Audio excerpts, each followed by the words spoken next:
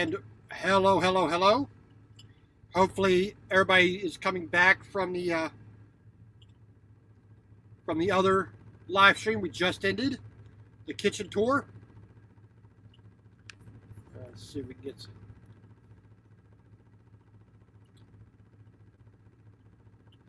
Hello there.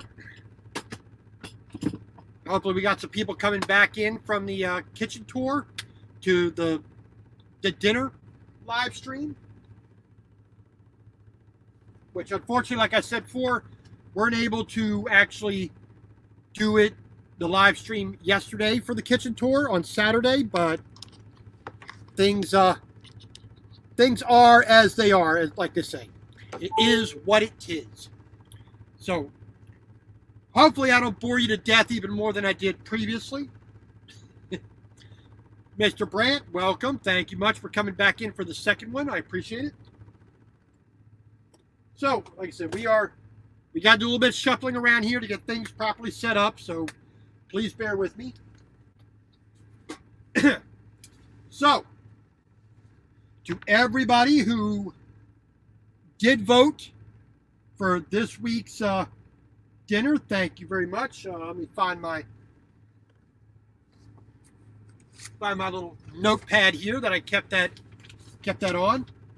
And we do have an idea, some menu ideas here for dinner number 11. So we're going to keep those in mind for dinner number 11, which is 2 weeks away. Dinner number 10, which I made allusion, I told you about last week. We're going to go through that again real quick first, after we talk about the vote. So, number 1, stuffed peppers.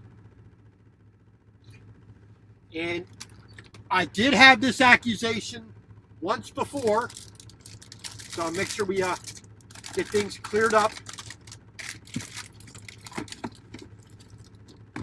We do have the ability to make stuffed peppers.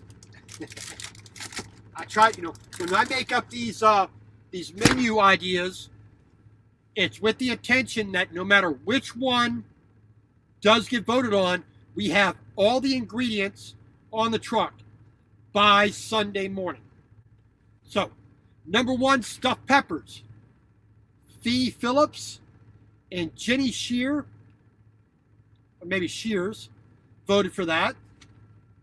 Number 2, dal chenna, which is basically a chickpea or lentil type bean with basmati rice, which I would not have been making, but Christina would have made. That's her forte. Cheryl Vickers voted for that one. Tuna salad. My tuna fish salad recipe, which is the meal that I actually wanted. This is the meal that I wanted to have tonight. Got no votes. A little tear in the eye. All right, so number 4, beef stew. Got 3 votes. Mr. Brad Parks, Miss Shannon Lee Jones, and one other person, which, let me go to Facebook here. I didn't write it down on the list here, so I can find the culprit. Farrah Green. Miss Farrah Green. Let me write her name down here. So like Farrah Fawcett, but Farrah Green. She voted for beef stew as well. And number 5, stuffed chicken breast with goat cheese and spinach. And then, of course, little side dishes with that. Margaret Storms, Charles Brandt. Thank you, Charles. I believe did you vote on that? I think you voted on that. And Bonnie Marie Kilgore voted on that. So, number 4, beef stew. See, I still want the tuna fish salad. So, number 4, beef stew, 1 out. So tonight, beef stew. We do not have an oven. We are not making biscuits. Miss Renee, how you doing? Welcome on in. Mr. Ross Rome missed the vote. Yes, he did. Beef, rice, tomato, please. Well, we will do our best with what we got. You'll see my recipe for beef stew and see if you like it. But like with most recipes, unless it's baking, unless it's got a dough, I almost never, ever use any sort of recipe or measurement. It's kind of like, what do I feel like today? But beef stew, one out for this time. Dinner number 10 next week. When I post the video announcement on Facebook, This Trucker's Life and Hungry for the Road, both the last two on YouTube, please put down your desired meal to see us make. We will take all of those together over this next week, and me and Christina are going to vote on the one that we want to make out of your guys' suggestion. Now, please remember, we do not have an oven.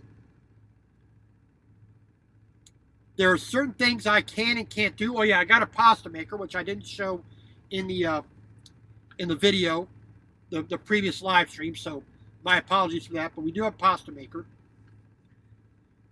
But we do have a certain amount of skill and knowledge of how to cook. So when I put that video post up later tonight after this live stream, please give me your suggestion for a meal you want us to make. And then we will, collate all those. We will talk about what we want, what we don't want, and you'll see how we would make that very same dish. So it's not going to be precisely what you want, but there you go. I know on Facebook you can post a picture with it. That is always helpful. Which let me do this real quick. Let me go to Facebook here.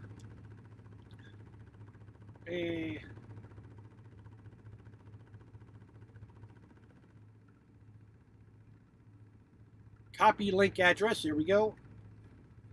So, Rattle Trap Fishing, how you go? There he goes. There is my Facebook page. And you see how it's announced on both the This Trucker's Life channel and the Hungry for the Road channel. That is going to be I'm going to switch over that to being my primary food cooking channel. But I will still always post the live stream for cooking on This Trucker's Life because that's part of my life as well. So there you go. So, like I said before, if you could post a picture of your idea of what dish you want to have on there, put that with what it is.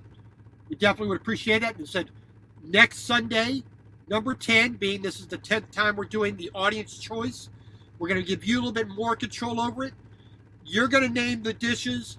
We're going to vote on it, on which one we like, and that person would like to get you on the live stream as well, on camera. Big Houston, welcome back. Rattle Trap Fishing. Always good to have you, sir. But we're going to give you a heads up as well for dinner number 11. Okay, so dinner number 11, 2 weeks from now, we are looking at zucchini something. A zucchini-based dish. We don't know what we're going to do. We're going to look for zucchini recipes. So that's about the only thing we got going. Might be zucchini pasta again, like we tried at the hotel a couple of weeks ago, or several weeks ago. It may be a zucchini salad or a zucchini something. We don't know. steak kebabs with naan bread. So more of the Indian, Pakistani bread made right here, fried live on screen, fresh naan, along with steak kebabs. So more of an Indian, Pakistani, Punjabi type thing. A tomato curry chicken, a recipe that I developed. My sister likes. She actually asked me for the recipe, which I can only give her the ingredients because I never had any exact measurements, but that's going to be number 3. Number 4, Swedish meatballs made live with a nice sauce to it. And number 5, corned beef and cabbage, a perennial favorite, good old-fashioned type meal using the Instapot. Nice corned beef, nice cabbage, potatoes, onion, celery, nice big thing of cabbage. A little bit of bread on the side, of course. That's going to be number 11. Let me get my pen here. Actually, number those. 1, 2, 3, 4, 5. And actually, number 11, we are going to do 6 meals to choose from. Kind of a super simple thing to do, but chef salad. Meat, vegetables, chicken, ham, bacon, fresh made croutons, maybe a fresh made vinaigrette, salad, salad dressing. We'll see. So we're actually going to have 6 selections for dinner number 11. So that's set. All right. We also have a nice little list of other things to do. Take that screen capture if you need to. Chinese spare ribs, quiche, stuffed pork chops, tempura, corned beef hash, lasagna, tortellini, manicotti, chickpeas, basmati rice, again, an Italian or an Indian type thing. Another Indian dish, aloo gobi. Basically potatoes and cauliflower with a nice little sauce to it. Nice simple type cooking. So, like I said, tonight, the winner is beef stew. I'm going to set that right there. So first thing we're going to do, get our table set up.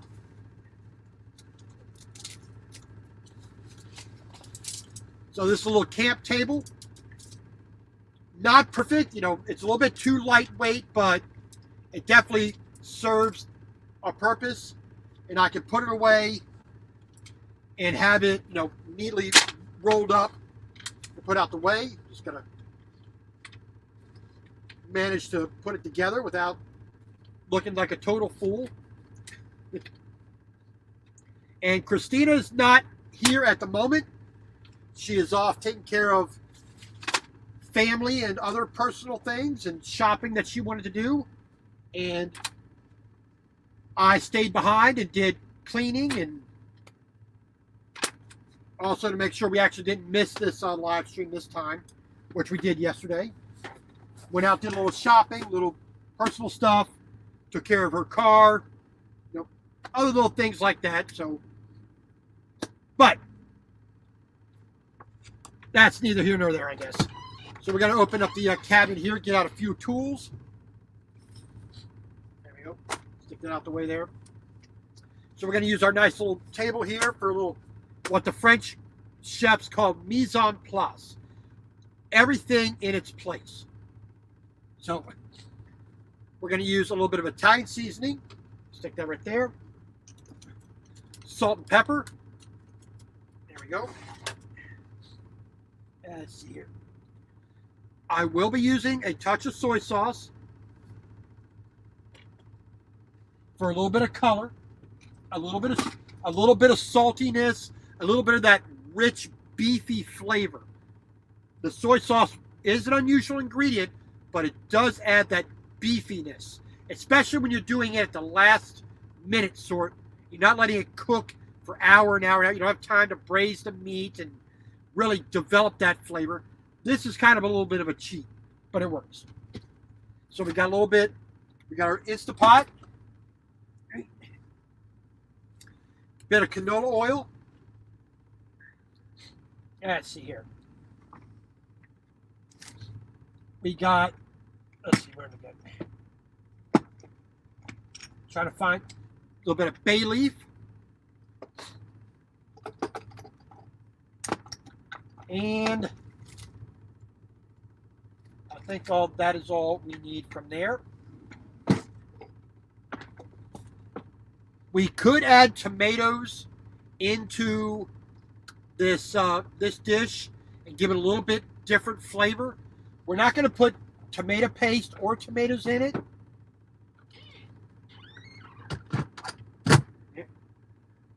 But we will use a little bit of tomato paste. Just a tiny, tiny bit. So we got carrots, celery. I don't think I have any more. We got a little bit of onion. We got a little bit of leftover onion. We'll use that. And we have a whole fresh onion up here. Here we go. So we got another fresh onion there. We need a little bit of that. We got a bit of ginger, but we're not going to use that. We got some beef demi-glace, better than bouillon. That's going to help to give us that really rich, deep beef flavor. Let's see if I can find my...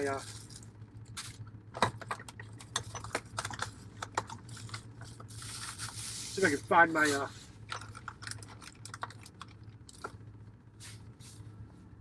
my tomato paste here. Here we go.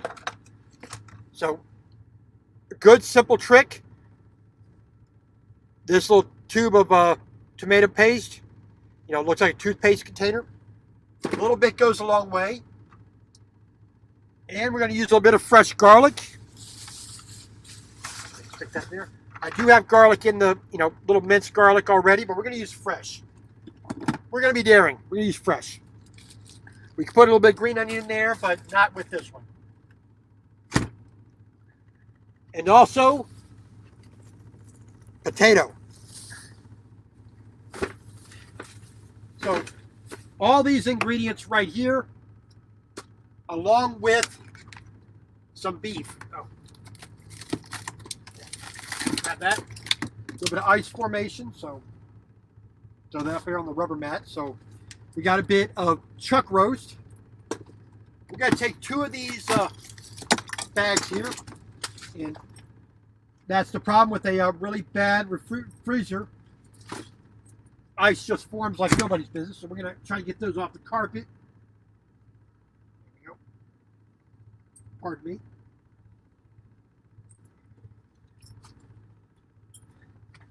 And the floor up front is rubber lined, so it's not going to worry about that. You know, it's not ideal, but we're going to throw it up there anyway.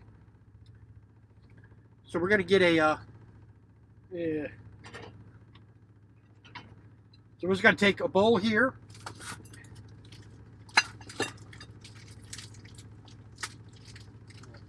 Nice big chunk of ice on that. I'm going to try to separate that a little bit, but a little bit neater.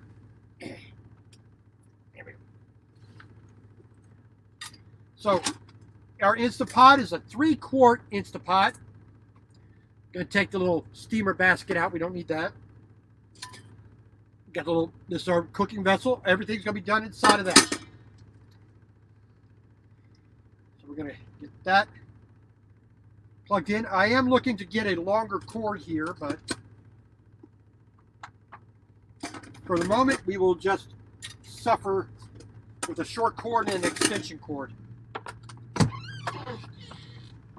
All right, so get that little short extension cord. Get that set right there. Good, good. We're going to get out a nice knife here. Go get our cutting board out. And as usual, as you've seen many a times before, we're just going to do this in our lap. This is frozen beef. Now, this is a chuck roast. Originally, it was about just a little under 2.5 pounds. Just a little bit under. Need a trash bag here. Let me get one. So a little simple Walmart bag or whatever.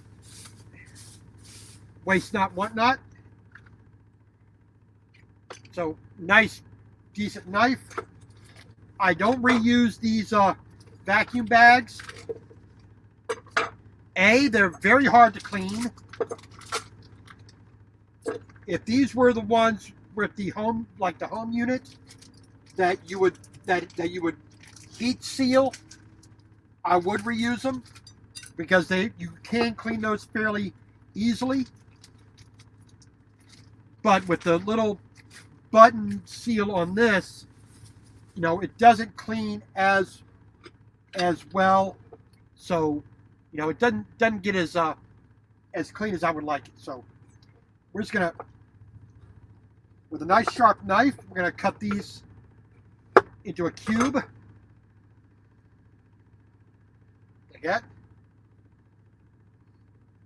Just gonna throw it right in there. So about 1-inch size cubes. Now this is frozen meat, so you gotta be a little bit careful when you are cutting. And this beef does have a good deal of fat in it. Not as much as I would like, but that's gonna make this nice and rich. And as that fat melts, that's gonna deliver another layer of flavor. So we're just gonna, like I said, a good quality sharp knife, even though the meat is frozen. It's not super rock hard frozen, but still frozen enough. So we're just gonna cut that like that. There we go. And we're gonna go ahead and unplug our vacuum, plug our Instapot in. All right. We're gonna turn that on to saute because we want to brown the meat a little bit, as much as we can. So this is a bit over a pound. Well, that piece is already defrosting there. Right. There we go. Now this piece is a little bit softer. There we go. So we're just gonna. There we go. We're just gonna kind of roughly cube it up. Nice bite-sized, large bite-sized pieces. We're not going to try to be ultra fancy here. If we can get a little bit of color on the meat as well, that's perfectly okay by me. So we got our beef all cubed up. I need a there we go. Got a little baby wipe here and a regular towel to clean things up with. Just to try to keep as neat and organized, because when you're in a small space like this, it is a bit difficult to try to just do things as fast as you want. There we go. Stick that out the way. Take a clean kitchen towel to dry everything off. And we still need the cutting board for our vegetables, but for the moment we're just gonna put all that to the side there real quick. Let me close this cabinet. Don't need that open. And potentially knocking something out. So we're gonna this is getting hot. So I am just feeling what the temp, how hot it is, and Down inside, definitely, without touching anything, you definitely feel it getting where it needs to go. We're going to slowly add the beef to try to get a little bit of color to it. We're going to add a little bit of oil here first. We're going to take our towel here. Because we got this ice in here, we're going to kind of make sure our meat is as dry as we can make it. No matter whether your meat is frozen or whether it is completely thawed out. Move that out the way. Here we go. You want to make sure your meat is dry. When you make your meat dry, it's going to cook a lot better. The same thing with a potato. When you cut a potato, dry it off. Get that excess surface water off of the potato, off of your meat, off of chicken, fish, it doesn't matter. It will give you a better response. Hey, Mr. Rolling Keith, how you doing, Raleigh? Let me just set this off to the side there. Now, I did show this for Mr. Brad Parks in the last video, but I'm sure Raleigh knows this brand. An Australian brand. As far as I'm aware, it's an Australian brand. Now, this does say it's an American company, but supposedly this is made in made in Australia as well. Supposedly, I don't know if it is anymore, but not too bad otherwise. If you're looking for a good soft chew licorice, that's not too bad. All right, that's getting nice and hot. So a little touch of canola oil, just to coat the bottom, and it's already legging up. It's shimmering, so we are good to go. Stick that out the way.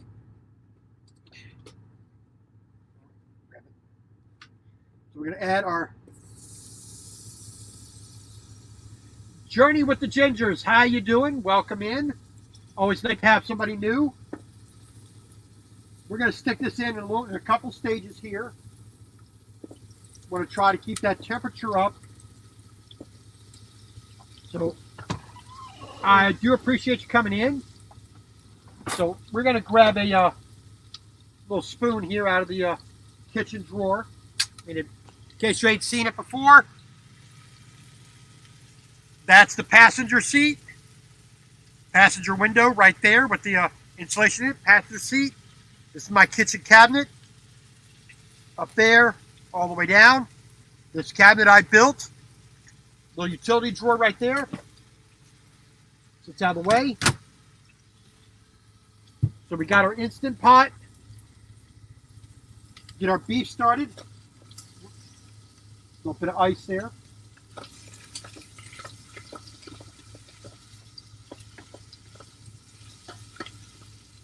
Now, I'm not worried about thawing the meat or anything like that because we are going to pressure cook this.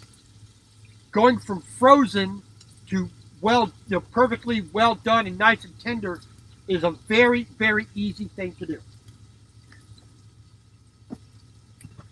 So that plate's dirty, so we're going to use our other pasta bowl here. We're going to take out, once we get our meat browned on all sides,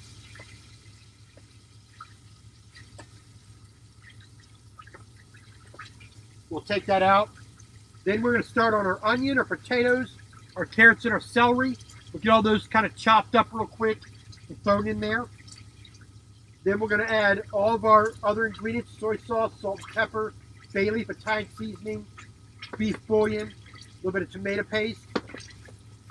We'll get all that in there. We'll seal it up, lock it up, get the pressure up and the temperature up, and we're gonna pressure cook this so that everything in there is nice and tender, cooked through, all the flavors forced into the meat and the vegetables. All right. Actually, let me grab a pair of tongs here. That might be a little bit easier to grab. Well, with this in the bowl here. You know? So we're not trying to be perfect with getting the perfect Maillard reaction on top of here, but Get in the bowl there. So we're just going to throw our frozen, cubed up beef in there. Let that get a little bit of color on it. Get that cooking process started.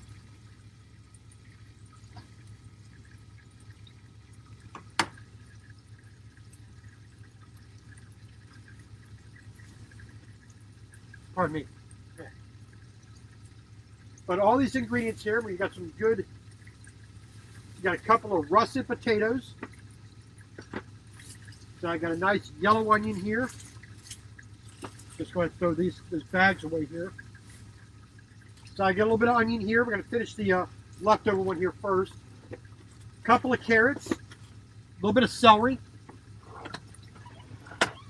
Oh, definitely. A pressure cooker is just one of them things that I just... the Instant Pot here is the absolute best tool because it's so versatile. There's so much I can do. Let's see here. Let me find my garlic clove here. Let's see. 1, 2, 3. We got 3 medium-sized cloves and a real tiny clove of garlic there. We'll take one more medium-sized clove just to make it interesting. Rhonda Tolliver, how you doing, ma'am? Always a pleasure to have you in. Beef stew is on the menu tonight. Stir those around so they get browned on the other side. I have not added any salt or pepper to these as yet.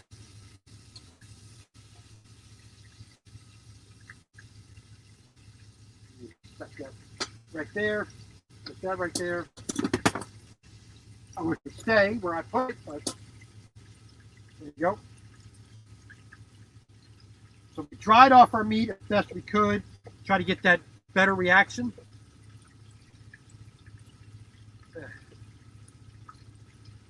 We are not doing too bad. We are here in Emerson, Georgia, a little bit north of Atlanta on I-75. We have the weekend off because the journey from Charleston, South Carolina at the port, which we loaded on Friday, to Jackson, Tennessee is basically 690 miles, roughly. And we could not deliver until Tuesday.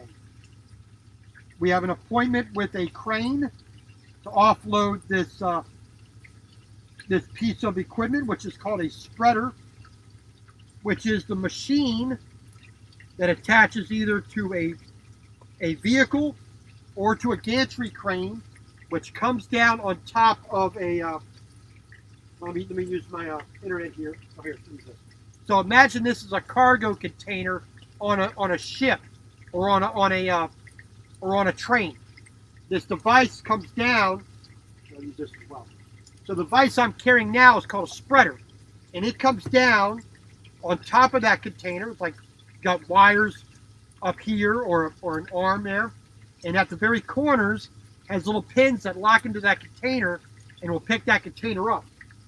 So I'm carrying one of those right now. We're delivering that to Jackson, Tennessee. Right.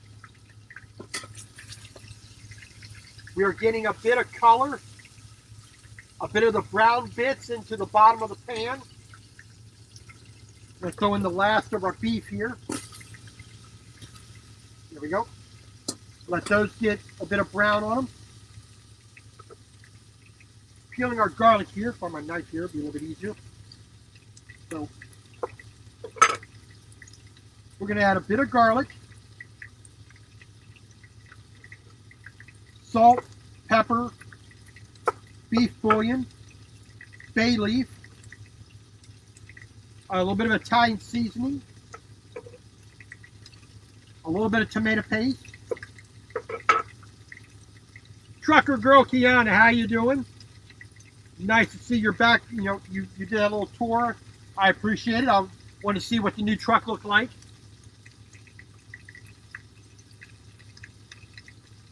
And Journey with the Gingers.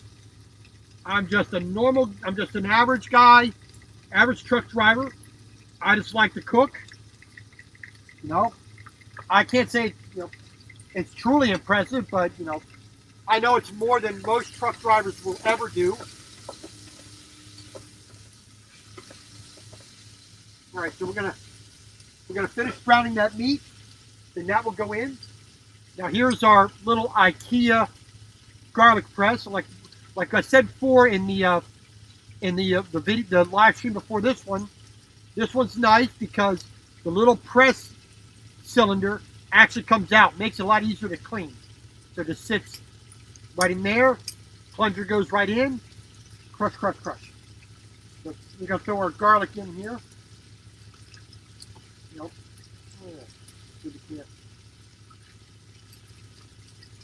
May have to do then two little squeezes there, but that's pretty much browned up, and that'll finish browning. So all the juices that are in there, we gotta give a quick wipe so it doesn't leak everywhere, and then a quick clean up.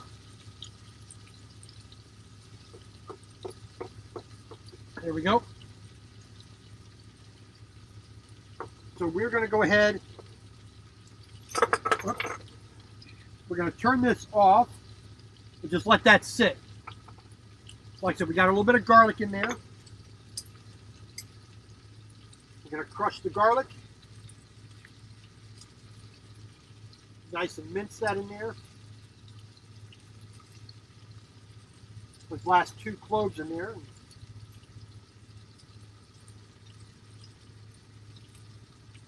You see the garlic coming out the bottom there. Just going to clean all that off. Not perfect, but it does a pretty dang good job. Use the back of the knife on this.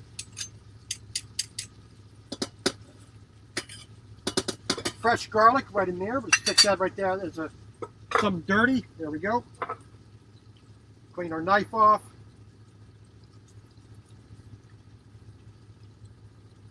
Please do not do this with your knife right next to that edge, but like I said, I am not a trained professional. I'm just very, very experienced doing this stuff. So, but please be careful with how you are handling your equipment. Set that right there. Give this a quick wipe down here. And anything that falls on the floor, we will vacuum up later. Just going to set that right there.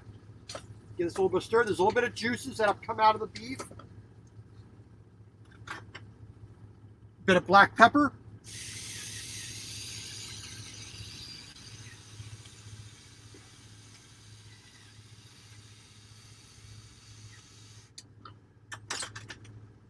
Just a small touch of salt. We're going to take a couple of bay leaves. I don't know why they put on the bay leaf, that little thing like that. I don't know why I even put it back on there. Throw that away. Let's see. Yeah, we got 1, 2, and 2 really tiny ones. Yeah, just throw them in there. Why not? Why not? Oh, put this away while we're thinking about it. I should not have any more need for salt and pepper, so we're going to put that back. And if I do, it's easy enough to reach in the cabinet. But we're just going to get it out of the way. A little shake of Italian seasoning. Just to bring a little bit of complexity to the meal. We're going to take a little bit of demi-glace. Grab a spoon here. Now this is a nice thick paste. Looks a bit like sludge. But one of the best things you can do, you make anything with beef, any kind of gravy, just add that in there. Just gonna stick that right there for the moment. Get out the way. Need to grab my gallon of water, which I forgot to say anything about, but I don't do the small little single serve bottles of water. I do a full gallon of water, buy it at Walmart.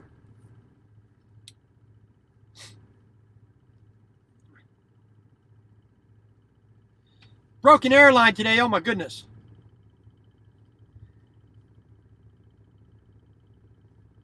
Make it to Knoxville or further.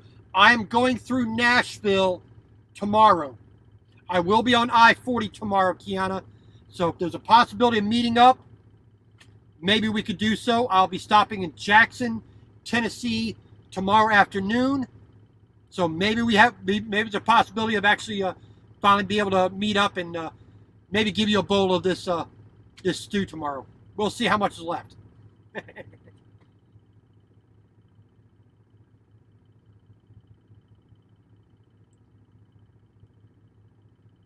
Well, it was on the agenda, so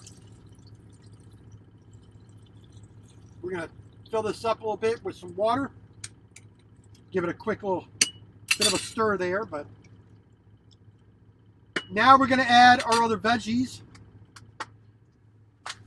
So now it's time to do some vegetable prep.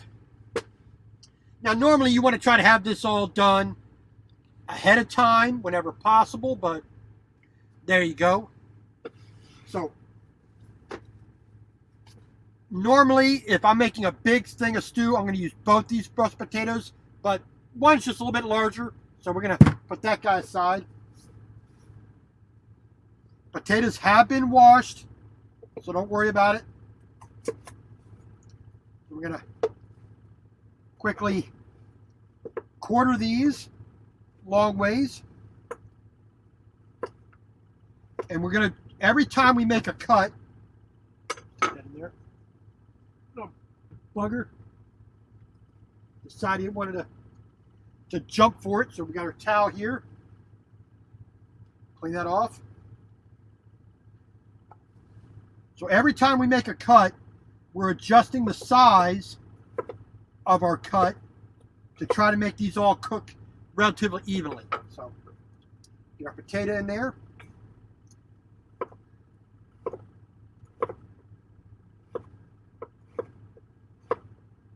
So I think that'll be good. So one whole potato. So basically just a little over a pound, about a pound and a quarter of ground beef. I mean of chuck roast.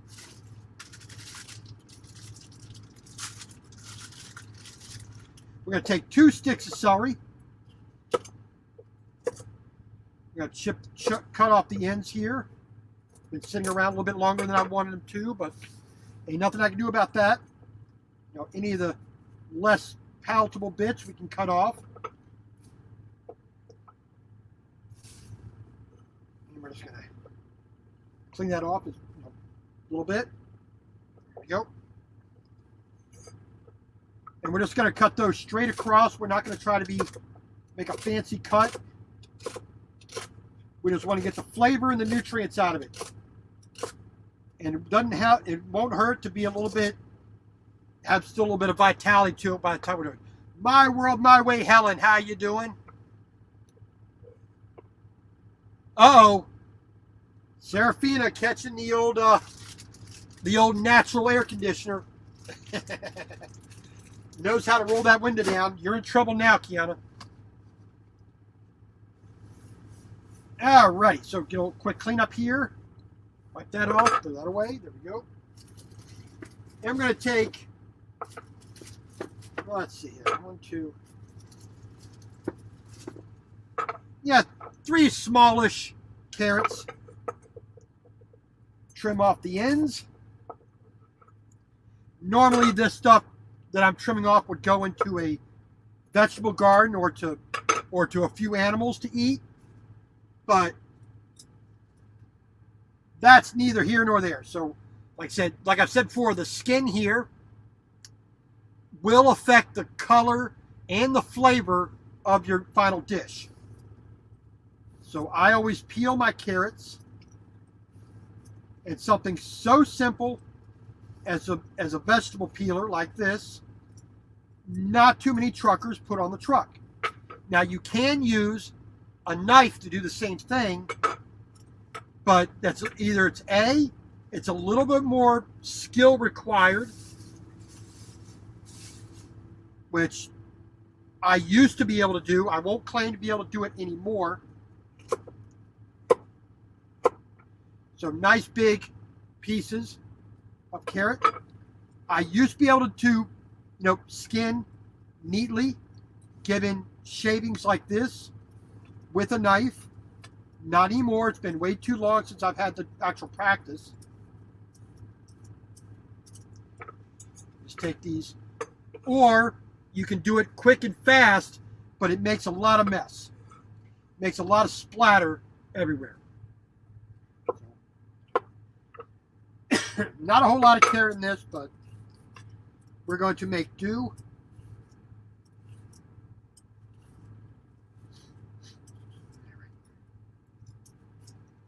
So Christina is off the truck right now. She is out visiting family. She is doing some shopping and some things that she wants to do. And I stayed behind to do a little bit of cleaning, a little bit of that kind of stuff. And a little bit of prep work, a little bit of video work. All right, so all that's in there. So we're going to kind of just get everything mixed up in here. If things would stop trying to escape, that'd be nice.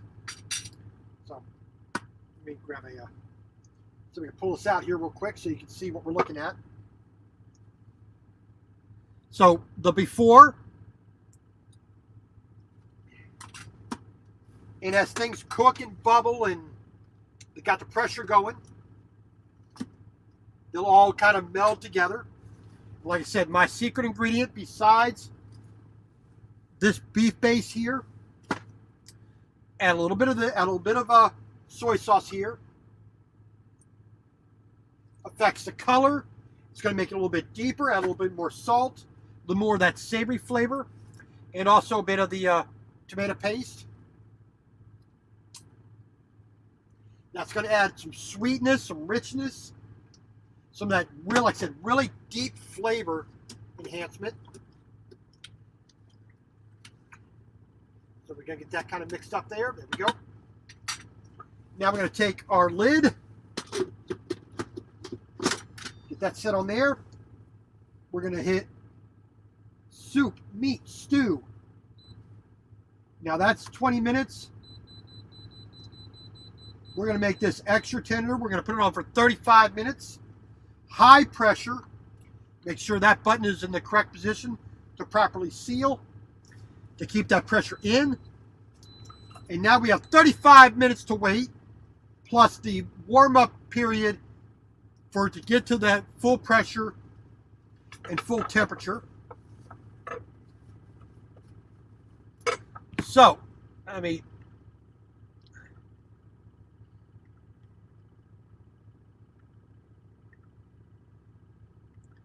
anybody who wants to come on, please feel free to come on, and we will have a bit of a live chat, answer any questions you guys may have, and basically just chit chat, which will always be nice.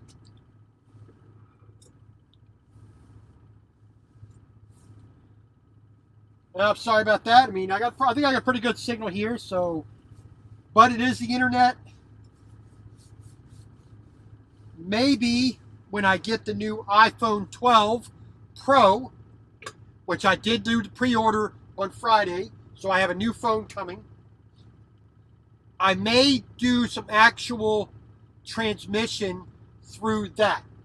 Now, here is my internet connection here. This is from unlimitedville.com. I've been using this for over 2 years. Enjoy this very much. I get good 4G LTE coverage. When they come out with a 5G version, I will be using this because I use that for my phone, my computer right here, my laptop, Christina's phone, Christina's computer. So, my GPS also works for that when I do the live stream with my GoPro. Dry this off real quick. This is actually dirty. Let me get a new one. So when I do my live stream with the GoPro, I'm going to try to use, I'm going to get 5G with that too. So, but I'm going to see what I can do with my phone plan that allows me to do that. It might get better signal. Not going to be perfect till 5G is fully rolled out, but we will do as we can. So now that we got the stew in the pot, ready to go, let's see, hear me.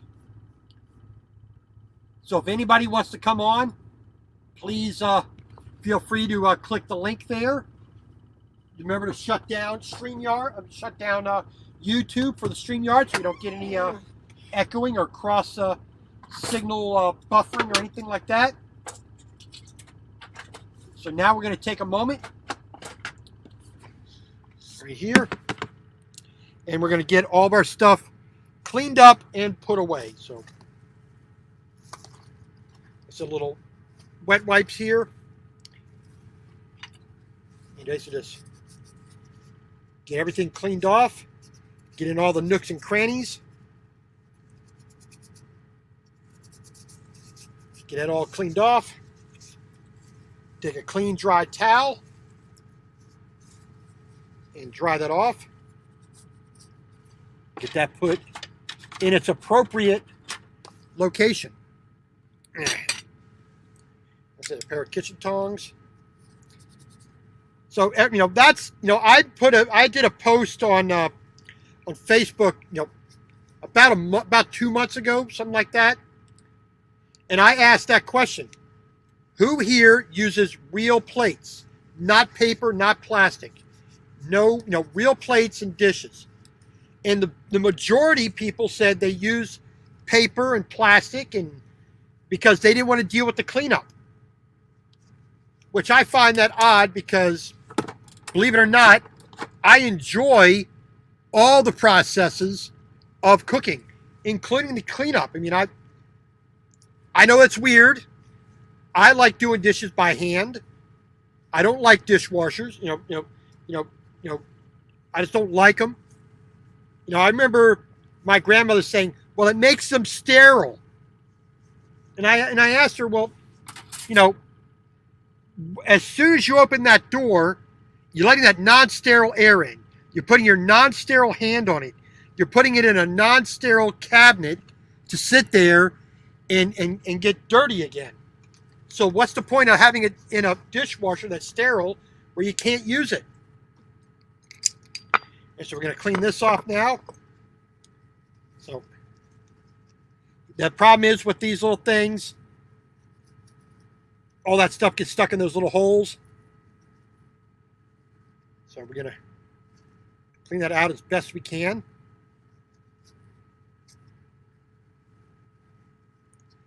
Jam that in there and twist that around. And that's why we have little brushes in here as well. Get that down in there. Get that garlic pushed out, brushed off. Hold that up to the light so we can see what we're doing. Jab that down in there to clean that out. Take another little wet towel here and clean that all up. So like I said, I enjoy all the processes of cooking, including the cleaning up. Yes, it is a weird thing to enjoy, but like I said, I never drank alcohol. I never smoked. I never did drugs. I never went out, acting, more of a fool than necessary. I won't say I didn't act like a fool, but, more than most people. I never fought drugs, alcohol, smoking. I never got into any of that. So, I take pleasure in those simple things like cooking. All right, so Then we'll just dry this off.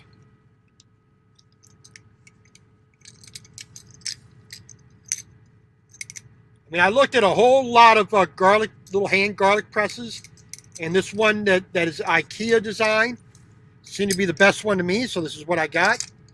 So stick that there, plunger in there, close up nice and neat. Get that put away where it belongs. Clean off my brush here a little bit. Make sure we don't have any food residue stuck to it. There we go. Stick that away. Push that in there. So, simple things.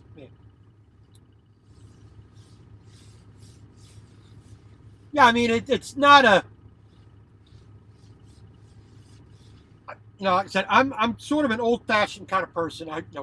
I like growing my own food. I like farming. I like having animals.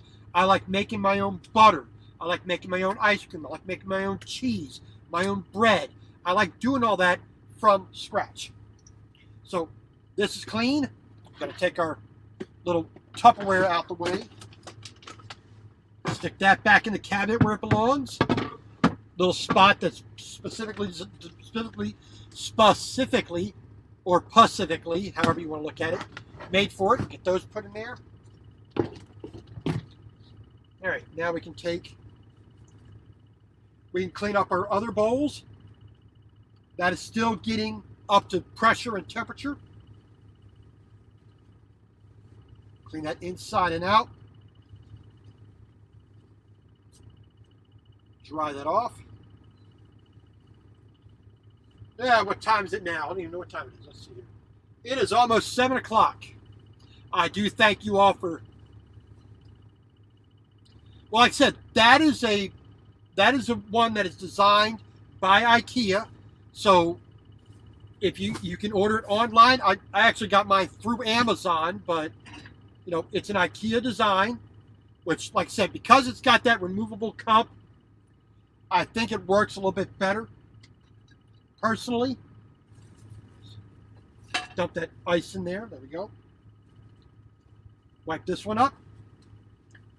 So, there's a whole bunch of them out there, that are out there that, that have some pretty decent designs.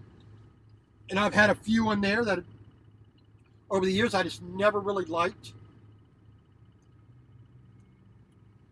But I like this one. This one I think is a good one.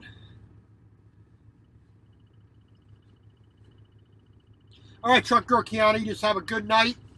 See you out there safely. Send you a message in the morning, let you know when we leave. See if we can meet up on the road. Have a little quick meet up. Excuse me. So, like I said, put our little towel down to keep these bowls from rattling. Put the rice back in there where it belongs. A little bit of oil, put that back where it belongs.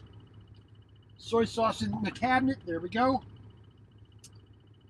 Everything else is, well, I forgot to put the onion in, but who's counting? So we could have put a little bit of onion there, but whatever.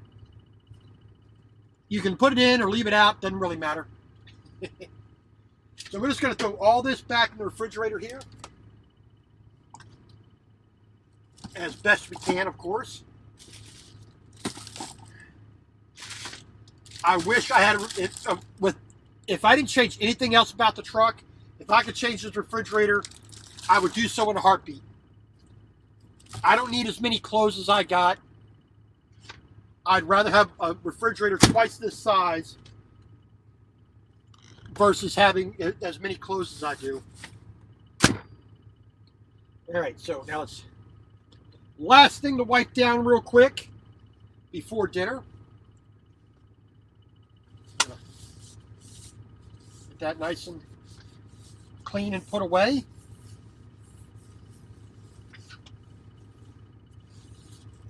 All right. Now, to Miss Renee. This is specifically to Miss Renee, and you can pass this on to Miss Lynn. No, me and Christina are not in a relationship.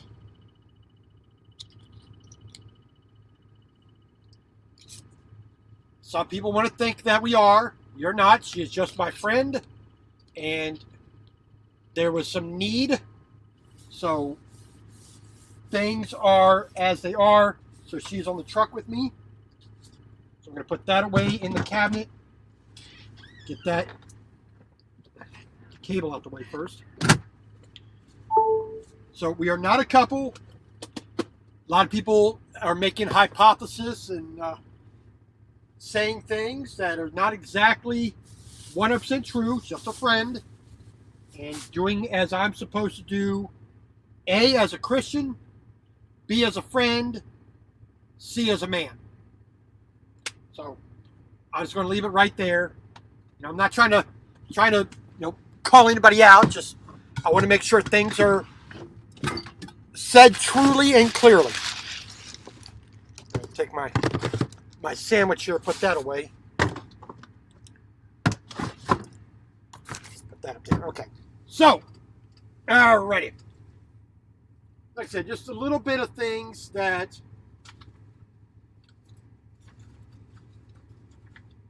I got to tend to this Monday as well. Blah, blah, blah. So, like I said, rumors. All right. Now, I made mention of my new sous vide machine that I have on the truck. And I bought these through Amazon, these nice, large, silicone storage, marinating, cooking bags. I got 8 of these. I got 4 large ones, the 6 cups, and 4 cups. I think it's what it is. Yeah, 4 cup and 6 cup containers. It has a little stand that comes with it, like that. So let me. It has a little cleaning pad that comes with it. Got this little locking bar on top to keep it sealed. Take this little piece of paper out of here while I'm doing this. But it's got little measuring things on there. I don't think you can make them out. Just make them out there. But you take it and you got a little stand here to hold it open while you put your food in there, so you can hold it open, and it gets kind of opens up a little bit at the bottom. But right now, still brand new, hasn't been used. So load it up, and it expands for the bigger one, all the way up like that. We're going to see how it is when we take it off, how the stuff sits in there. But just, clicks down and folds nice and neat. Then you close it up like that. And there's no zipper attachment here. You got this little locking bar with you can see the profile in there. Just about. And you just slides on there. There's a little channel right there for it to slide into. And it locks. You just pull it all the way tight. Locks it closed, so you can turn it upside down without leaking. You can see, if you run into any difficulties while attempting to close silicone bag, simply lubricate the slider or groove at the top of the bag with any edible oil, such as olive oil or sunflower oil. That little instruction book's there. But, I got several colors. You got the red, got a little light green, little light blue, and a sort of a whitish one. Like I said, I got a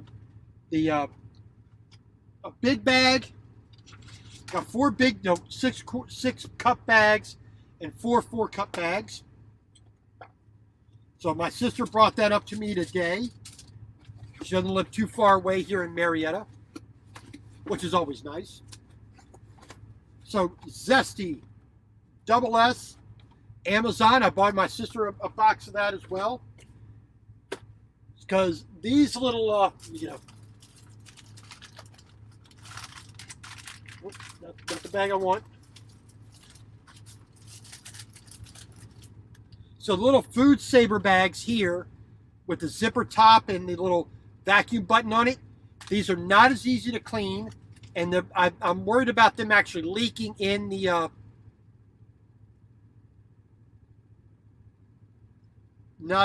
I think they would leak them with the sous vide machine. Plus, they're not as easy to clean because of that little button there.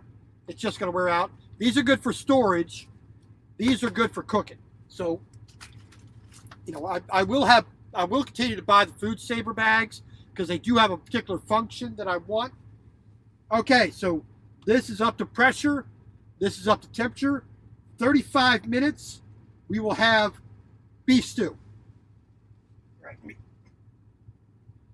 This is going to go into the dirty clothes hamper. Let me get that cord out the way. All right.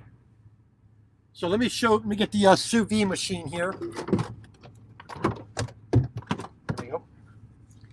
So here is the sous vide machine, or an immersion cooker, because it's not a something here, but right here, this would clip onto the edge of a pot right there. You fill water, anywhere from this little line right here up to this line right here. Let me take this off here so you can see the insides. So you take this off to clean it. So right here, you got a big heating coil, and you got an impeller here that circulates the water. And you got a couple of temperature probes as well. You got a temperature probe down here. You got one up here. It's got a nice, simple digital screen.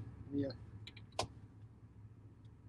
And then, of course, you got the outside cover.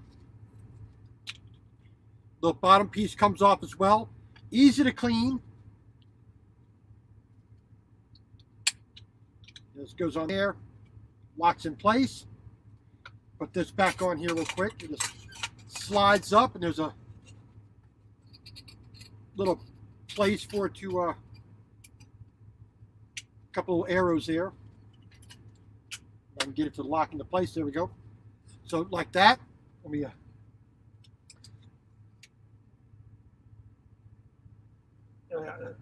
hopefully this doesn't overload the inverter here, but you will see for a second. But light up screen, temperature, and time. Little scroll wheel here to select that. Works pretty good. I mean, my first attempt to make a half-boiled egg did not work. My other light cut out on me. I need to get I need to get more batteries for that. There we go. Yeah.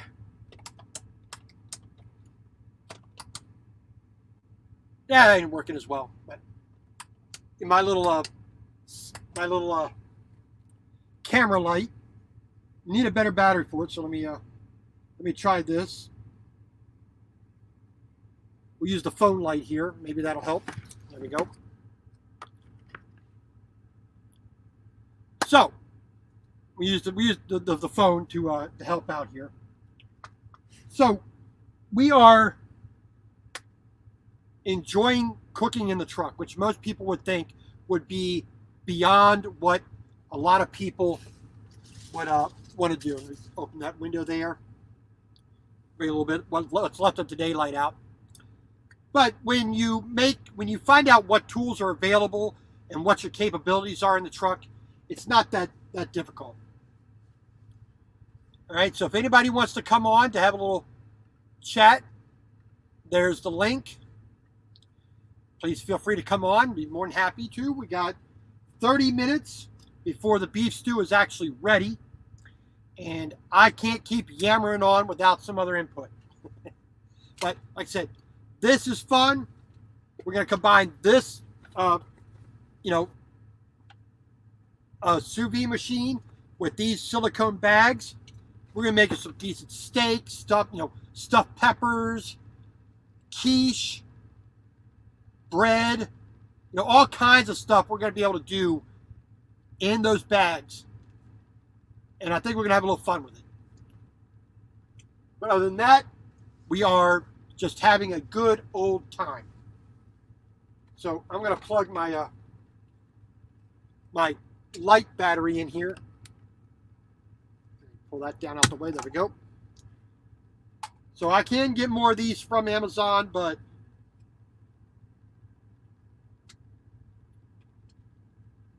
it is a little bit of a pain. It doesn't last over an hour.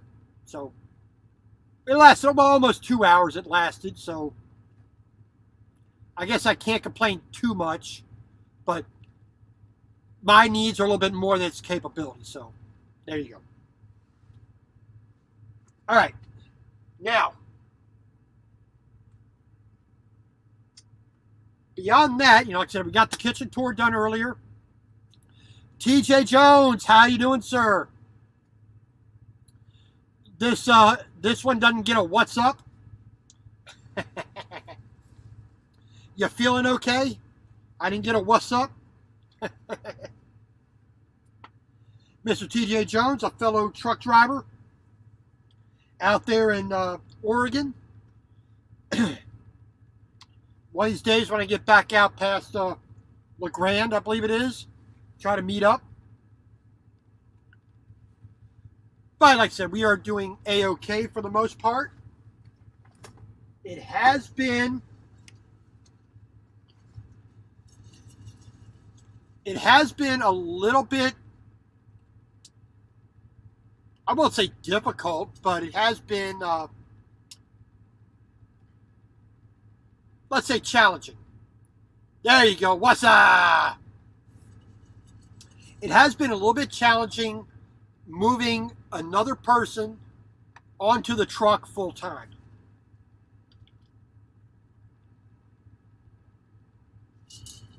Now,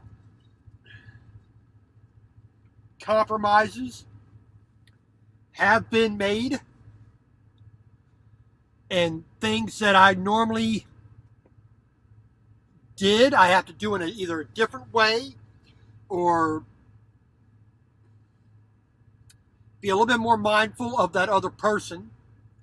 And things that I've wanted to do, like my kitchen cabinet, like this back wall here with the baskets on it. Those are things that I've wanted to do for a while, and it just had to be a little bit more. Had to kind of rush it a little bit more than I normally would.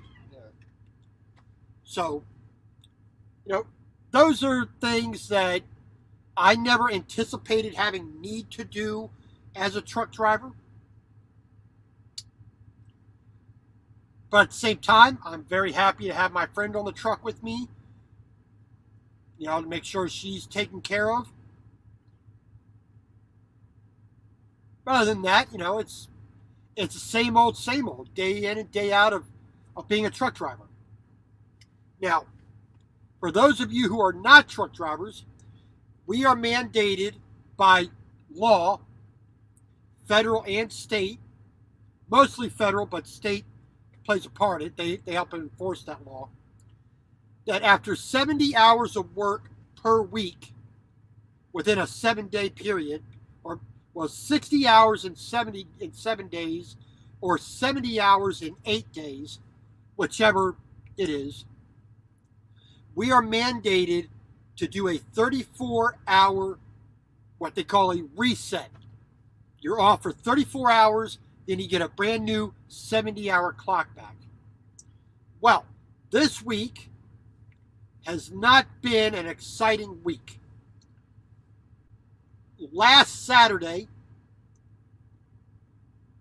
we were making a run from Cheyenne, Wyoming to Port St. Lucie, Florida. Well, we got here, let's see, we left there on Thursday. Midlife Trucker, how you doing, sir? Welcome in, appreciate it. So so we left Cheyenne, Wyoming on Thursday.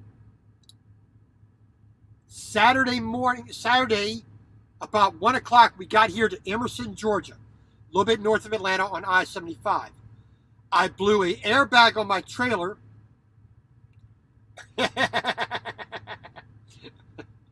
We blew an airbag on my trailer on Saturday. Right after, as soon as I parked, trailer, it blew.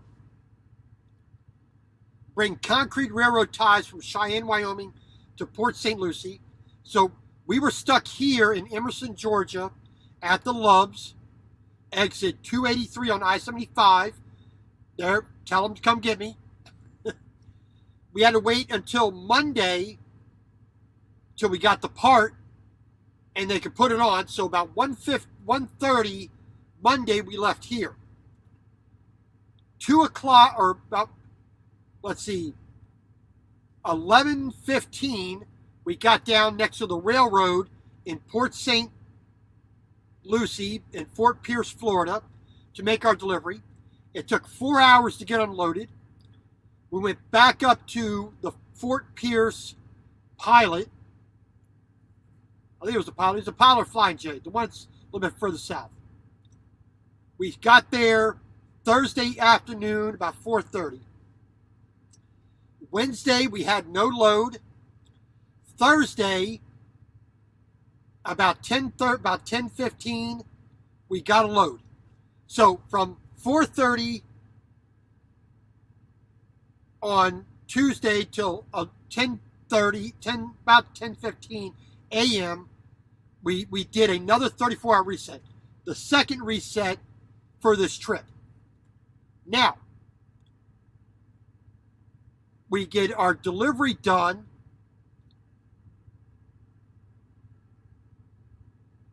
Here, or sorry, we get our load on Friday at the port of Charleston, South Carolina. We come back up here to Emerson. We got here yesterday. No, we got here. I don't know what the hell is today. I don't even know what today is. No, we got up here Friday. We got to Graniteville, South Carolina, Friday afternoon. About 3 o'clock. We had stopped early. Thank you, my life tracker. You know how that is. You forget what day it is, where you are. So we made the last 200 miles. We got here to Emerson Saturday, or Friday. Sorry. So Saturday, we did our 200 miles to get here. So all day Saturday, all day today, and then about 10 a.m. we're going to leave here. Yeah, I know, it's a pain in the butt sometimes.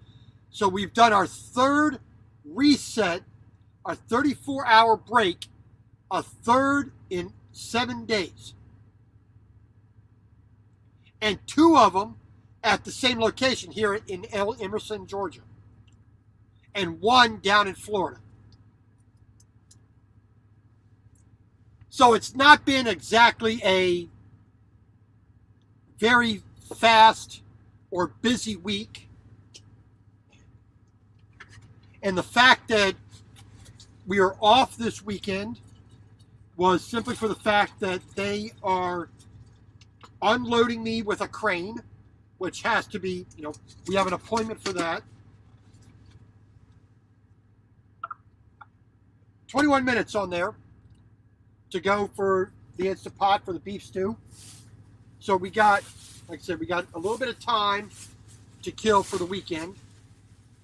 Monday, like I said, around 10 o'clock in the morning, I'm not going to get up and rush. No need for it.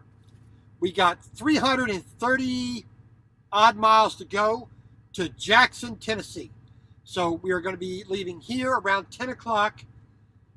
Like I said, get up, make a little breakfast.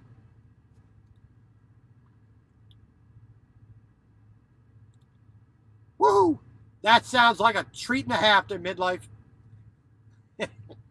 So like I said, we got 330 miles to go to Jackson, Tennessee. We got like 4 truck stops in Jackson. I think 2 pilots, Flying J's, a Love's, and I think it's a Petro. I'm not too sure, but whatever. We got at least 4 places, maybe 5, that I can park for tomorrow night. Half a day's worth of driving, get there, make our delivery Tuesday morning, and then from there we will see where we are going to go. We could go off to California, Seattle, northern Maine, back down to Florida, and anywhere in between. We don't know what we're going to get. We don't know where we're going to go. We don't know when we're going to pick up, where we're going to deliver. Hopefully we're not going to sit for another 34-hour reset. Like I said, I've had 3 in a week. And that's, unfortunately, I've done that before. Being heavy haul, oversized, there are times where I've waited a full week. I've actually waited 8 days for a load. That's the record so far, 8 days. The last time I did an extended reset, I waited 4.5 days up in North Bend, Washington, near Snoqualmie Pass, which is east of Seattle. But that's the nature of truck driving. That's the nature of the things we do. 19 minutes to go on this.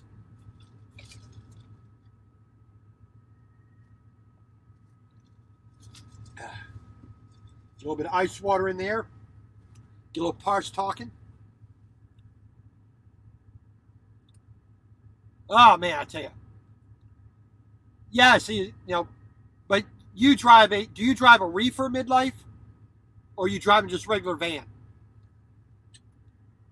Like I said, I do flatbed, I do oversize, so I always have to deal with permits, with curfew times, with specific routes I have to take, escorts, pilot cars, meeting with cranes and whatnot, dry van only. Yeah, that's how I started trucking. I was at Watkins Shepherd Trucking, which was bought out by Schneider and then subsequently destroyed by Schneider in 4 years. So Watkins Shepherd no longer exists. I did 1 reefer load. I did 1 reefer load with them. 1 lumper load I did with them. And I don't want to do that kind of trucking. I did that for 13 months, and I went to Melton, did regular flatbed. Then I came to here. I've been here over a year now. A year and 2 months. Almost 3 months. Yeah, see, that's not the kind of trucking I ever want to do. So I'm glad I had the experience of each of those things, of lumpers and washout, or not, washouts and running a reefer. I'm glad I had the experience, 1 time each. And to anybody who doesn't know, a lumper is basically somebody at a warehouse where they're going to unload you. They don't work. They're kind of a subcontractor. They do the labor of taking stuff off of trucks, putting it on trucks, and they get an exorbitant amount of money for doing that. I don't know why these companies do it, but they do it. And it's a pain in the neck to us truck drivers. But I actually work less now, physical work, than I did with regular flatbed work. And I do basically almost the same amount of work as I did when I was doing dry van. Because I did a lot of local delivery. I did a lot of box moving, a lot of hand moving of stuff. So, we don't have tarps anymore. I do have straps. I do have chains. It's not a lot of work. I mean, I do less work now than I've ever done for any trucking job. Plus, I sit around a lot more. I have more free time doing heavy haul and oversized loads than I do at any other time, because I have curfew times. I can only work from like sun up to sundown. I have to worry about not driving through cities at certain times. I have to meet with escorts. I have to meet with cranes. So it's a lot. This job is a lot easier, And like you, midlife trucker, I did not start till I was I I started when I was basically 46 years old. Is when I started trucking.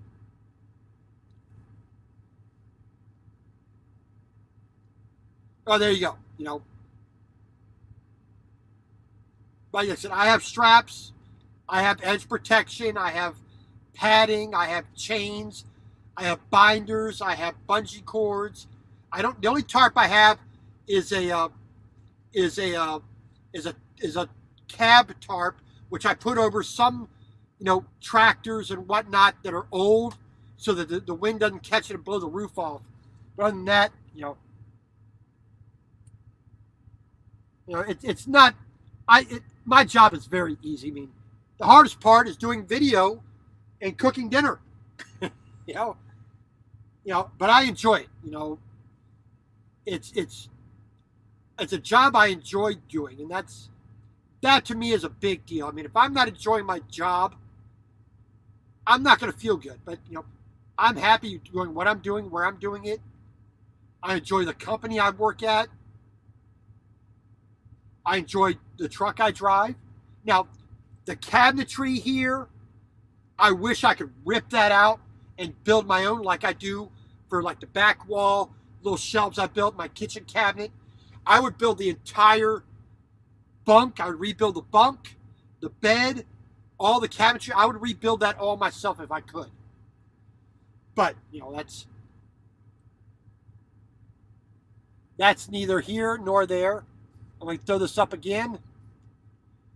Anybody who would like to come on, a little face-to-face chat, I would appreciate it. So you want to come on for the chat? Feel free. But like I said, being a truck driver is it's the easiest job I've ever done, even the hardest part of being a truck driver. Being an arborist and a landscaper for up to 30 years, dealing with pesticides, dealing with putting in sod for people's lawns, cutting trees down, building and digging walls and digging trenches and moving rock. 30 years of that gets a little tiring, gets a little old. I couldn't hang around with the 20-year-olds anymore. I didn't want to do that anymore. You get to be 40-something years old, it's like, yeah, I don't want to do this anymore. So came over to trucking, and I've been having fun ever since. There's some pain in the butt aspects of it, but for the most part,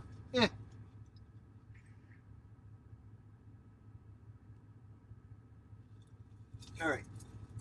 Another 12 minutes. We're going to have ourselves a bowl of beef stew. There we go.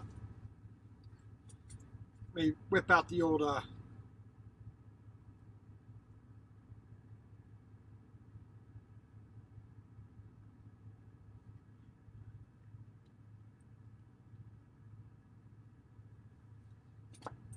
So, we are just enjoying ourselves, and part of making this trucker's life, enjoyable is quality food, quality meals. And like one person earlier said, it's nice to see a truck driver who isn't eating junk food and, the truck stop food, which as truck drivers, any of us who are drivers, Tom, TJ, Charles, you see it every day. And to a certain extent, we all live that. Yeah, I don't want to cook tonight. I'm just going to grab a burger. I'm going to eat at Denny's. I'm going to eat at the Waffle House. I'm going to eat at I'm going to have a Big Mac. I'm going to have something from Arby's, or if you're lucky enough to stop at one of the few truck stops that has a Moe's, I'm gonna get a burrito, or little there's a little taco truck next to the truck stop real quick. There's a hot dog there. It's like just choke down anything.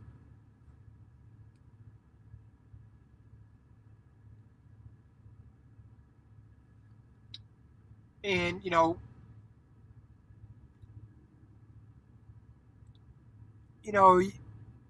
just make do.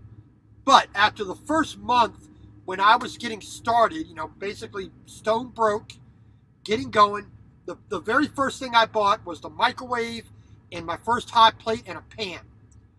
And once I started with that, every little bit I would add something to that, be able to make more and more complex foods using the skill and knowledge that I have, and do regular grocery shopping like I would do. I mean, granted, this is not that big. This refrigerator is not that big. This cabinet is not that big. But knowing how to use ingredients, knowing how to do the different techniques of cooking, having pots and pans, having the tools I need and want, that's a big deal. That makes the quality of life much better. Just having, the number one thing most truck drivers will ever talk about, and especially most YouTubers who are truck drivers, they talk about money, money, money, money, money, money. I don't. Except for the fact saying, hey, one, earn the money you can earn, save your money, and spend as little as possible.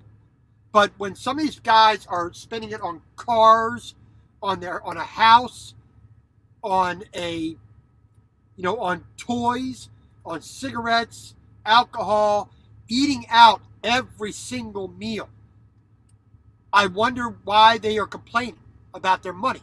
They spend it frivolously. I managed to save 65% of every paycheck goes to savings. I don't have a car.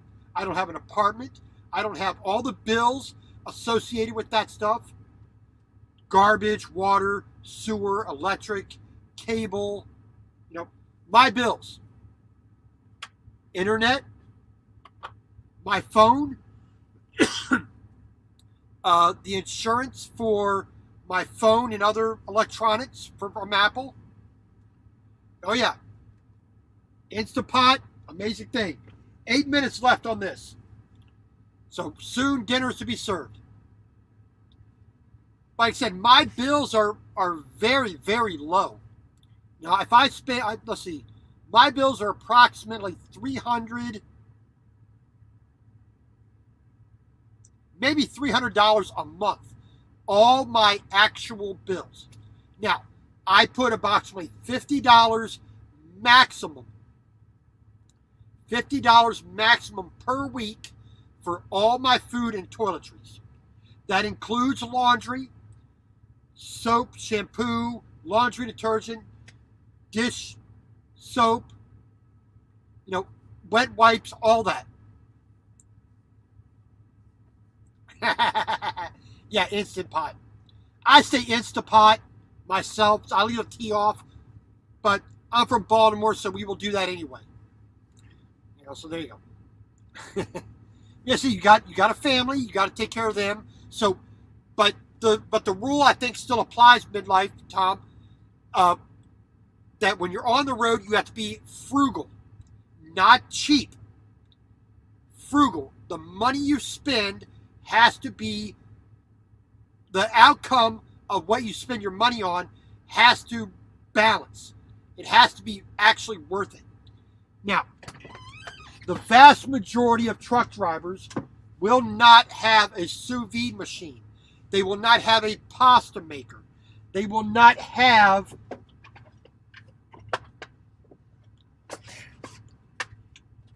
most truck drivers will not have 3 chef knives. I know I'm unusual for that. Most truck drivers will not have ramen bowls imported from Japan. Quality, not cheap. Exactly. When there is something that I want, I will spend. Now, I'm not going to say top dollar because that doesn't make any sense to me. I will spend bottom dollar. And here's what I mean about top dollar, bottom dollar. Most people say top dollar, meaning the total number of things. But when I look at it, you have a stack of money. The top dollar is the one you take off. That's the cheapest. Bottom dollar, you worked your way all the way down to that and given it to somebody. So that's my stupidity thing I'm looking at. But like I said, a lot of guys are talking about having, oh, I got this, I got that, I got this. Well, yeah, but did you buy quality? Is it going to last? Now, a lot of guys have gone for this Galanz, Galanz, air fryer, microwave, convection oven. And it seems to be working for a lot of guys. Now, I've had a regular microwave. I've had a convection air fryer microwave. I had the Emeril Lagasse 360 power fryer, which blew up on me, but there you go. Bye-bye. And they like it. I mean, if I had the room for it, I might get it. Hey, midlife trucker. There you go, sir. I thought I'd stop by and say hi. I appreciate it, sir. I've been enjoying what you've been doing lately with your videos. I didn't come to you at the very beginning, but, let me move over here a little more centered there. But I like what you do and how you do it, and some of your views that you put out there. I have been enjoying watching that. This is the first time I've ever done a YouTube call-in. Well, hey, my first one I did, I was nervous, but I'm naturally an introvert, so I do this to try to force myself out of that. So, but I'm glad to have you. It's good to actually meet you, talk to you in person at least, and hope you're having a good experience, quote unquote, in trucking. I absolutely love this job. Yeah, I mean, like I said, for me, it's the easiest job I ever did. 60 feet up with a chainsaw in my face, climbing a tree, cutting it down. I'm a little tired of that. Yeah, I can see the negative side. Yeah, but so overall, not too bad. So let's talk a little bit of cooking here. What tools are you using that you really like in your truck? I have the Galanz oven slash air fryer slash microwave. I have the Innova for sous vide. Okay. I have the Hot Logic Mini. A couple of them. I have a Torch Foreman. Okay. Of course, if you're going to sous vide, you got to be able to sear. So Yep. I have a torch. And I have a little butane torch as well. What do I do with it? Like I said before, I have these little bags here. That I'll be doing my sous vide in, all silicone bags. I have a vac master at home. Okay. Yeah, and I have these little vacuum bags. Vacuum bags, little things on here. I can seal mine up like this. There you go. Beautiful. All nice and perfectly sealed up. And then this is actually a meal. Yep. I put it in my Hot Logic Mini and it'll be good. Oh, yeah.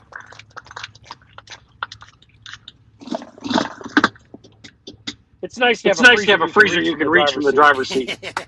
Yeah, not that I would ever do that. Yeah. Well, because mine would be full of Twinkies and Ho-Hos.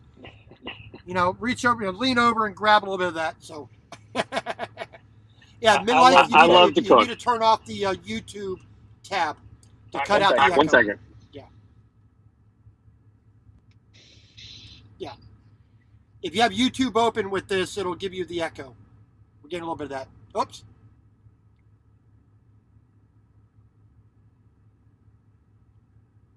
No, as soon as you come back in, just hit the link again. Let me put that up there. Yeah, got a little bit of an echo. If you leave YouTube open, it just something about their programming. But like he says, he has the home unit a vacuum packer, which puts the heat seal, melts the plastic together. Those are great for sous vide, for water bath cooking. And those are amazing. I do not have one of those. I have just a little vacuum pump. With these little bags here that I use for that, that's great for storage, but not for water bath, not for liquid stuff. It's just one of those things. But Tom there, definitely nice having him on the thing here. If he comes back, we'll have a little fun. 1 minute to our dinner being done. So we're going to... there you go. So that's done. We're going to hit the cancel button so it starts beeping. So let's look down here. So little tab here. Let that steam out. Always be careful of that because that is very, very hot. Don't want to burn yourself. So, and you do get the aroma coming out of the beef stew. So good, good, good. All right. All right. Now a few biscuits would go good with this. We're going to get ourselves a nice little spoon here. We're going to get ourselves a ladle. Little table here. I've got that right there. We're going to get, of course, it's not traditional, but we got a ramen bowl there. Now, when this little button right here, little silver button right here, goes down, all the pressure is released, and we can actually open it. Here's Tom again. And the stream. There you go. Hey, Tom, how you doing? Hey, you can use a fork to press that button down and it'll let the air out faster. Oh, yeah, I do that trick all the time. Now, they do have, there is a thing called natural pressure release. You basically just open the valve and let it settle down. Just turn the power off, and it'll release it on its own. But opening up like this does go a little faster, and like Tom says, this little silver button here, we're just going to use our sharpening steel here. Just goes a little bit faster. There are little replacement valve tops for these, like Batman and a little Minion and little strawberries and other little decorative covers for those that will actually funnel the steam out to the side, which I'm thinking about getting one just be kooky. Right? I have the three in my truck. Yeah. But overall, like I said, for me, the Instapot is the most valuable tool that I have. Besides my hot plate and my cast iron skillet. But other than that, the Instapot does my rice. I can do lasagna. I can do meatloaf, stew. I do ribs. Barbecue chicken, pulled pork. It's such a versatile cooking vessel. It's amazing. Now they've crammed all that in here into a really fairly well designed piece of equipment. All right, so we're gonna open this up. Oh yeah, there we go. Let's set that right there. Let's get the little bit of light on here. Let's see if you can move the old camera here a little bit closer, I think. A little bit of beef stew there. There we go. You'll have enough for leftovers tomorrow. Well, we will see about that. Don't put it past me. This is a 3-quart capacity. I do have it filled to the maximum safe level. And you can put a little bit more in there, make it almost a 3.5 quart. But it's better to use it the way it's supposed to be. I was introduced to this by my sister, who has a 6-quart model. And the stuff that was coming out of that was great. If I had to do a 6-quart model in the truck, that'd be a little bit hard. But 3-quart model is just about the right size for a truck. Now, that's what I use. Yeah. So I am thinking about getting the newer model that has the Wi-Fi attachment, so I can do all the programming on my phone. But for right now, I use the non-Wi-Fi model. I used to have the 6-quart Smart. I found that the Wi-Fi was useless. You really? And I'm a gadget person. I'd rather take somebody else's experience over the Insta, the commercial, on TV. Hey, you can do this, you can do that. It sharpens, it dices, it slices, it makes your life better. All kinds of garbage like that. So what do you use for sous vide? sous vide. Well, here we got a little bowl of our beef stew. Of course, in a ramen bowl, but 10 years in Japan, it kind of gives you that image. I got this. Where did I put it? Oh, here we go. I got this one off of Amazon. Wankel. Okay. Wankel. Yeah, that's a good one. There's 1,000 versions of the same thing, but I just used my my stainless steel Instapot vessel here. This clips right down on the edge of it. Fill it up, as high as I want with the water. Got digital screen with the temperature and the time. Little scroll wheel here on the side to do that. My first attempt at half-boiled eggs only came out to be poached eggs. So I still have a bit of learning with this. But, if I modified a cooler. I modified a cooler. Drilled out the cup holder. Where the cup sits on the top. Yep. But what about the insulation on the inside? What did you do about that? It isn't a problem because the Anova fills the hole. Oh, so it says a nice little tight seal. Right. Okay. So basically the same sort of design as this. Yeah, except my shaft is longer. A little bit longer and a little bit wider around as well. I'm not sure, but it's a lot longer. Yeah, okay. Yeah, so I saw this one. I got this for about $65, $70. Yeah. And I've been watching. My thing is I love watching cooking shows. I listen to cooking shows going down the road. So I like to be able to set mine to cook. Yeah. And then when I get to my final and shut down for the night, all I have to do is put it glance and sear it. Yeah, there you go. And that's the reason why I got these silicone bags as well, to be able to do that kind of stuff. Wash them out, because I don't have the home vacuum system where it has the hot seal on it.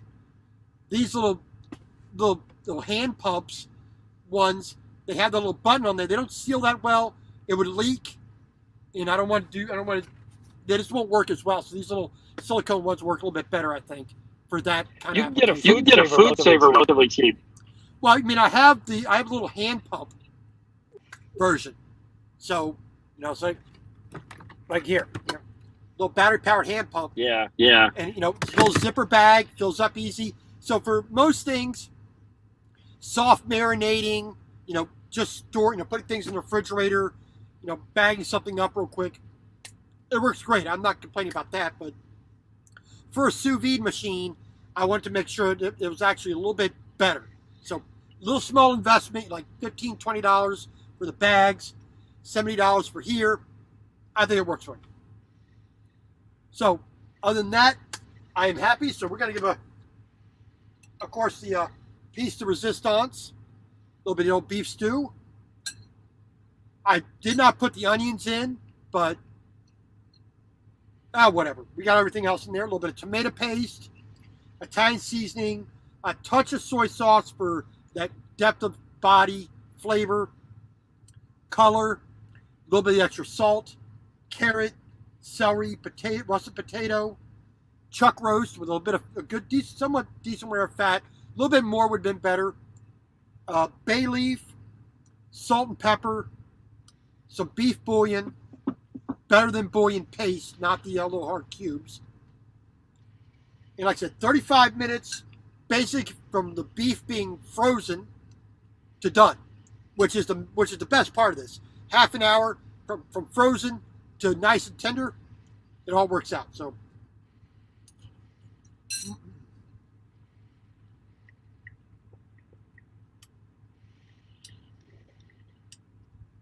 would have been better with a little bit more soy sauce, keeping that flavor. So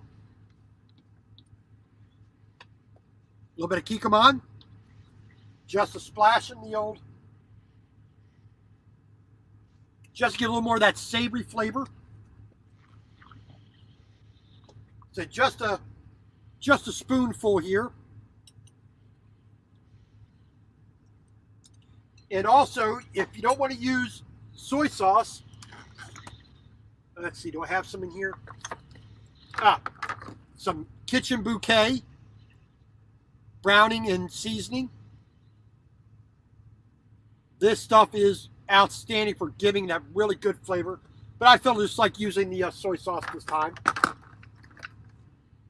Like I said, a little bit of tomato paste, and if you really want to take your time with it, brown everything first, you know.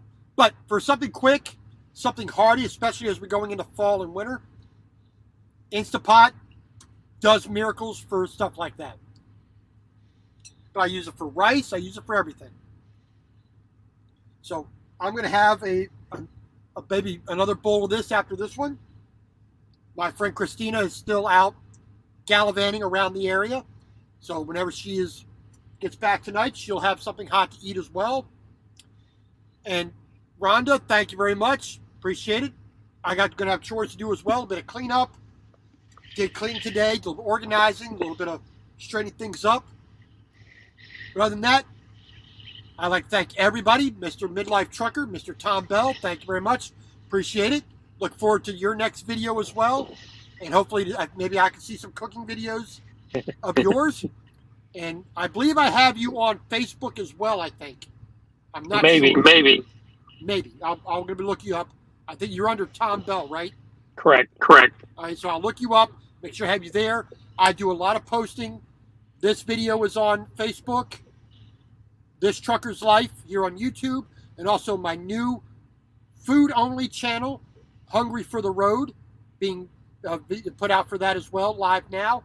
So we're going to try to do a little bit more of that, cooking only on that channel. Try to move a little more of the other trucking stuff just on this channel.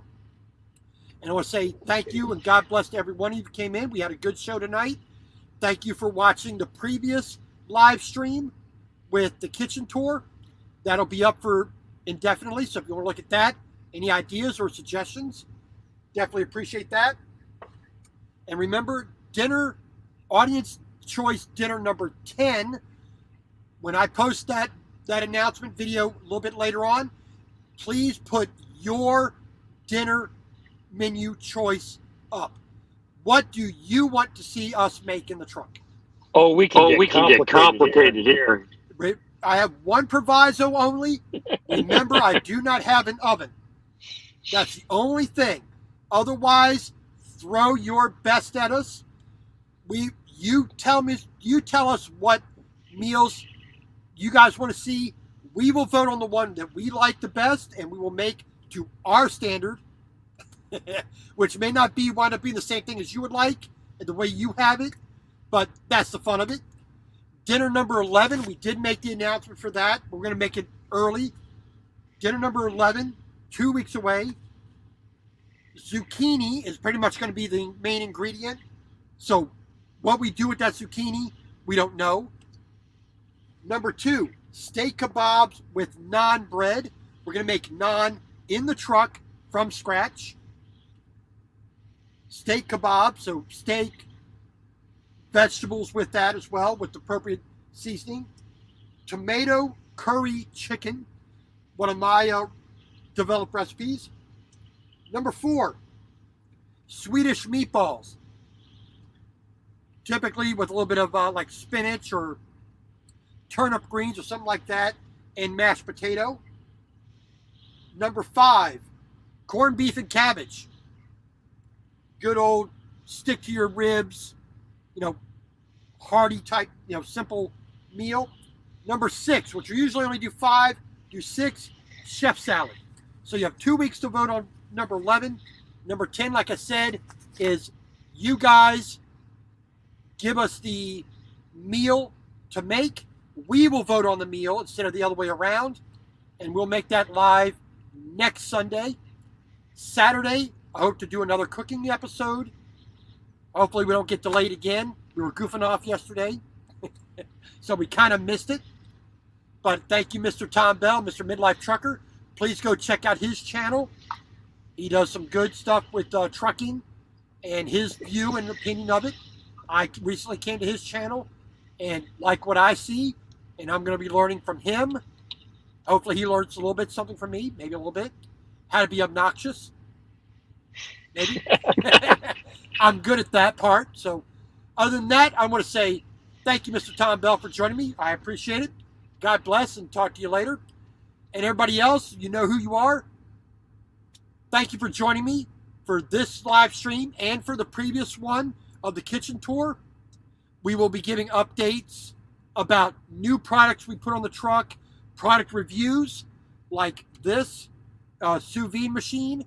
And of course, on Facebook, I will be posting pictures of my meals, comments on other people's stuff. And we look forward to having every one of you join again next Saturday and Sunday. Monday, Wednesday, and Friday. Hopefully I can do some live streaming going down the road, driving, first on Facebook and then on YouTube, as we can, as the internet allows me to do. Saturday, a basic cooking meal that I will choose for myself, or Christina will choose. We'll show you how we do that. And then Sunday, like I said, number 10. Amazing we got to 10 doing this. You guys tell me the meal you want to make. We will vote on everybody's suggestion and make that meal. Number 11, I just gave that, and we'll post that one on Facebook and here on the 2 YouTube channels all simultaneously as I can, and we'll go from there. So God bless. Thank you very much. I do appreciate it, and we'll talk to you later. Have a good fall. I got the Halloween lights up in the window. If you saw Facebook, you saw a post about that. We will be putting up Christmas lights on the windows as well. So Halloween, we'll put up we have orange and green in the windows for Halloween. I'm going to put up a set of red in there for Thanksgiving. We'll turn the green off, so we'll have orange and red, and I think yellow. I might have yellow as well. So orange, red, and yellow we'll have in the window. And then Christmas, we'll have blue, we'll have green, we'll have white, red, we'll have some blinking going on. So it's going to be nice and festive. I might actually do it in the sleeper here as well. So we might have a little bit of festive decoration here when we do the live stream. I might, no promises whatsoever. I am looking at the idea of a green screen, so this back here hopefully be a little more interesting to look at than brown plastic and black plastic there and pillows and all my other junk up there. But thank you all very much for joining me. I do appreciate it. Hopefully next week Christina's in the video so you can say hi to her. But other than that, God bless and thank you very much for joining me.